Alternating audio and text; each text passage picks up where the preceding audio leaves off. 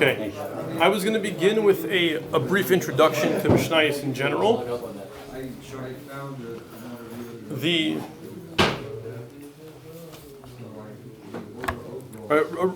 Originally, when by Har Sinai Hashem gave Moshe Torah Shebaal Peh, the Chumash, the way we have it, the books of Tanakh were then written later. That's the way it was for about 1,000 years. Then later, around the time of the Churban, presumably very much related to the Churban, Rabbi Yehuda HaNasi decided that keeping the Torah Shebaal Peh in a completely oral format wasn't going to work. People weren't going to be able to remember it. So he wrote down the Mishnah. Before that, there were written works. They were all informal. People would write their own notes to help them remember. But Rabbi Yehuda HaNasi made essentially a formal set of notes for everybody to help them keep everyone on the same page. Everyone would be able to remember the basic dinim of Torah Shebaal Peh. The setup of the Mishnah is right. It's split in two.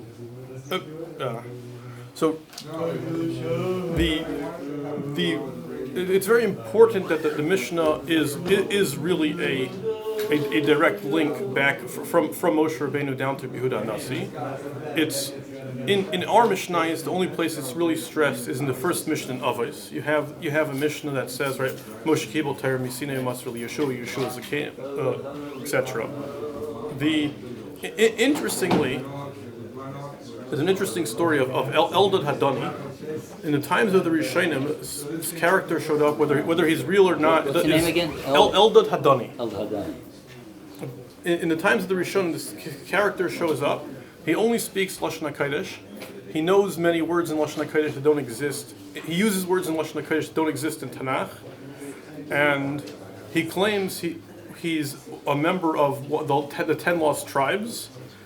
And he has his whole other alternate version of Yiddishkeit, the way it developed with that group. And interestingly, we have some of their Mishnayos recorded, and all of their Mishnayos begin Amar Yeshua mipi Moshe mipi Gvura.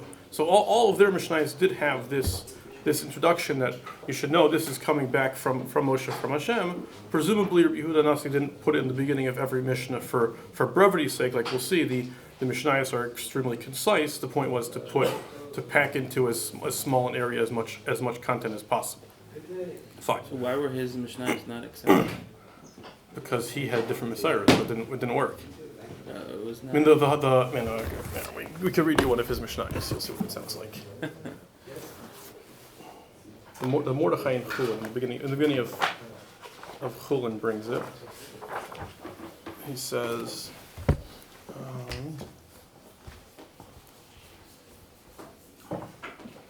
Kasser ben Baruch, Reisi Kasser Hilchah Shvita Shehevir be Eldad ben Machli ba mi'aseres hashvatim. Amr Yeshua mipi Moshe mipi Gvura. Kol hazavech l'Hashem ve'in yodei Hilchah Shchita asur lechol mishchitasik. That's true. Adam Yeshua kol tavach sheyishchit shchitas she'ino haguna bein behema be'chayai oif pigelhu lo yeyachav lo yishchit ad sheyifta es hakodesh. If a sheichet messes up, his shchita is no good from then on until he davens. If he shechs without a bracha, his shchita is no good. It's a bunch of chumras which the Rishonim say are. Brisa? Were you just reading a brisa? It's not a brisa. It's an alternate Mishnah from Aseres HaShvatim. Oh, okay. Which the Rishonim say are all chumras, even though they're phrased as Amar Moshe Pi Yeshua, Amar Yeshua Pi Moshe Pi Gvura, it doesn't bother the Rishonim to say that that's the appropriate setup to introduce any Mishnah, even though the things in that Mishnah the Rishonim are all arguing are solely later gezeras, later. It's very interesting. Right. Fine. Then the setup of the Mishnah itself, the Mishnah is divided into 6 sdarim, 6 general orders. Zraim is plants, food, agriculture-related things. Moed, times, is the Shabbos and Yom Tovim. Nashim is marital things. Nazikin is literally damages, monetary things. Kudshim is ritual sacrifice. And Taharis is ritual purity. Fine. Within each Seder, it's split up into Mesechtas. Each Mesechta has a general topic. It's interesting, the word Mesechta doesn't have a clear source, exactly what it means. The Sefer Hasidim argues it comes from the term Meseches, meaning a woven cloth, that it's a compilation of many different pieces put together. Each Mesechta is then broken up into prakim. Prakim are just pieces. It's straightforward. And then each parak is technically, what the technical name for what we call a Mishnah is really a halacha. Mishnah is really the name for the general work, and fine. So let's begin with the beginning of Maseches Berachos. If anyone would like, I have a few more Mishnayos over here.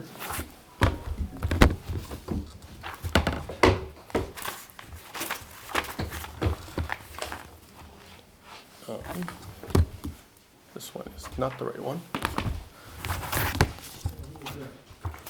First Mishnah? First Mishnah, from the beginning.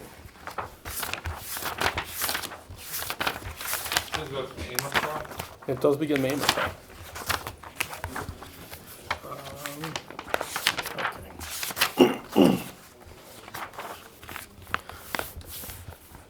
Me'imah Karnas Shema Ba'arvis. From when can one begin reading Shema in the evening? So when's the earliest time that it's considered night that one can begin the evening Krias Shema?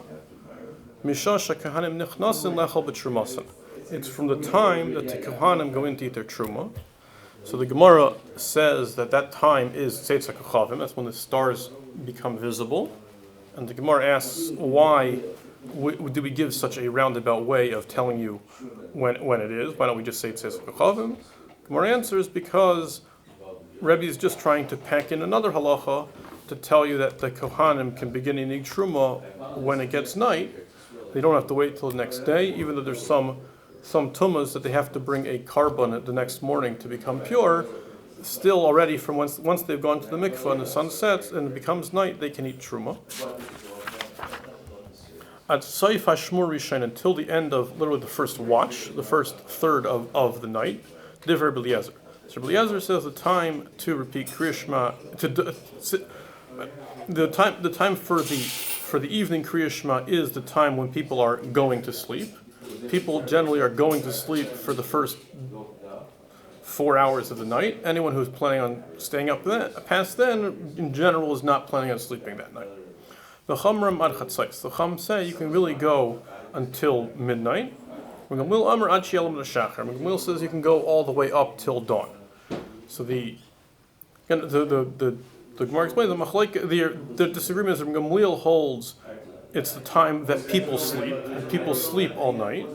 Eliezer holds the time that people are going to sleep. People go to sleep in the beginning of the night, and we'll see further in the Mishnah the Chachamim really agree with Rabban Gamliel that it's the whole night, and they just don't want people to wait till the last minute, so they said do it before midnight. And then the Mishnah brings a story. Maseches Berachos Banami Beis Mishnah. There's a story that Rabban Gamliel's sons came back from a party. Amrul, and they told him, like Karino Shema, we haven't said Shema yet, and obviously it was after midnight. Amr Lahem, so he told them, Imlei Allah Amar Shachar, if it's still before dawn, Chayavim Matam Likros, you are obligated to read it. And Leizu Bilvad, not only here does the obligation go until morning. Whenever the Chachamim say that something must be done by midnight, the mitzvah really extends all the way till dawn, till the morning. And now we bring some examples of mitzvahs of night mitzvahs that go till the morning. By dawn, do they mean Amud HaShachar? Yes. The time the red in the sky? Hektar chalav ve'varm, the burning of the fats and the limbs of the karbanis that were slaughtered the previous day. Mitzvah sanat shi'al Amud HaShachar. Their mitzvah is to be done up till Amud HaShachar. And they point out on this one, the Chum never said on this ad chatzos. This is just the paradigm where we see a night mitzvah can be done all night up until the morning. Anything that can only be eaten for one day, like a chatas, a taida, an asham, mitzvasan ad sheyal Amud HaShachar.